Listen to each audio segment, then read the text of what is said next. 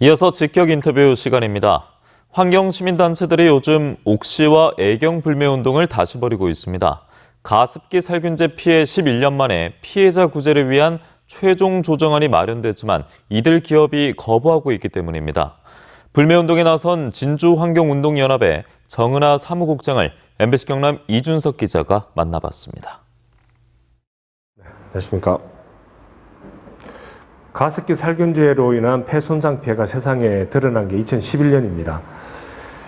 제품 관련해서는 세계적으로 유례를 찾아볼 수 있는 재난이고 지금도 현재 진행형입니다. 먼저 설명해 주시죠.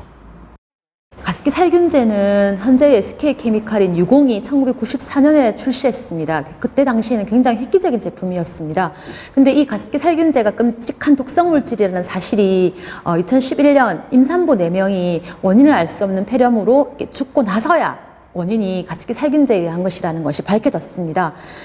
그 이후 보건복지부가 가습기 살균제 판매 중단을 강력히 권고했습니다.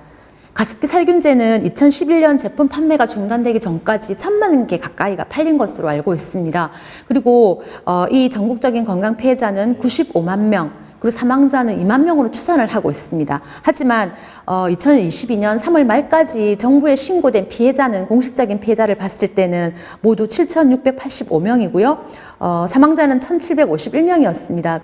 최근 밀양의 안은우 씨가 5월 3일 사망하시면서 가습기 살균제로 인한 사망자는 공식적으로 1,774명이 되었습니다.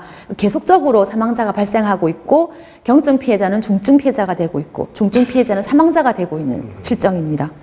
경남 지역의 전체 가습기 살균제 사용자 수를 57만 8천 명으로 보고 있고 건강 피해자는 6만 명으로 보고 있습니다. 근데 실제적으로 정부에 신고된 이제 경남의 피해 신고자는 306명이고 사망자는 68명에 불과합니다. 전체적으로 봤을 때 200명 중에서 1명만 신고되고 있는 상황입니다. 네, 가습기 살균제 관련 기업은 9곳인데 진주환경운동연합을 비롯한 여러 단체들이 옥시와 애경만 불매운동을 하고 있습니다. 그 이유는 뭡니까? 2021년 10월 가습기 살균제 참사 10주기를 맞아서 가습기 살균제 참사 피해를 위한 조정위원회가 출범을 했습니다. 그리고 지난 3월 기업들이 피해자에게 제공할 지원금의 내용과 이 조정안의 실효성 확보를 담은 권고안을 마련한 조정안을 제시를 했습니다. 그리고 이제 이 피해 인정이나 등급이 확정된 피해자는 그 피해 등급을 기준으로 조정 금액을 산정하고요. 판정 대기자는 장래에 판정받게 될 등급을 기준으로 이 조정 금액을 산정했습니다. 근데 9개 가해 기업 중에서 옥시와 애경이 이 조정안에 부동의하면서 조정안이 실행되지 못하고 있습니다. 그래서 전국 동시다발로 시민단체들이 이 옥시와 애경이 조정안에 동의를 하기를 요구를 하면서 옥시와 애경 제품에 대한 불매운동을 하게 되었습니다. 네, 이미 돌아가신 분들 그리고 지금도 죽음의 고통을 호소하시는 분들, 환자들 많습니다. 그런데도 가해 기업이 책임을 거부하는 이유 뭐라고 보십니까?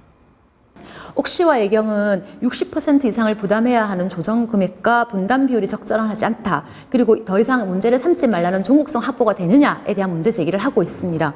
9개 가해 기업과 13개 피해자 단체를 중심으로 만들어진 조정위원회는 정부가 조정 당사자가 아닙니다. 그래서 자발적인 조정, 사적인 조정을 하고 있기 때문에 이후에 이 결과에 따른 법적인 강제력이 없기 때문에 한계가 많습니다.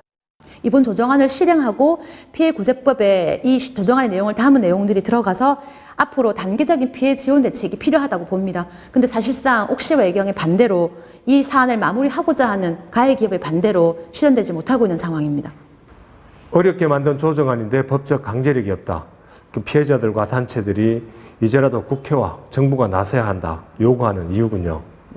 가습기 살균제 건강 피해자의 피해 신고가 지금도 계속 이어지고 있습니다. 피해자의 피해 신고, 인정 실태, 그리고 실제 피해 규모 등 가장 기초적인 피해자 조사가 이루어져야 합니다. 그리고 청문회를 통한 진상 규명이 반드시 이루어져야 합니다. 평생 산소통을 메고 다녀야 하는 피해자가 계시고 1,774명의 사망자가 발생했습니다. 그리고 또다시 중증 피해자는 사망자가 될 수 있는 상황에 놓여져 있습니다. 가습기 살균제는 또한 피해자나 유가족만의 문제가 아닙니다. 최근 가습기 살균제 성분이 포함된 치약이나 살균제, 방향제 등이 우리 실제 생활에 노출되어 있습니다.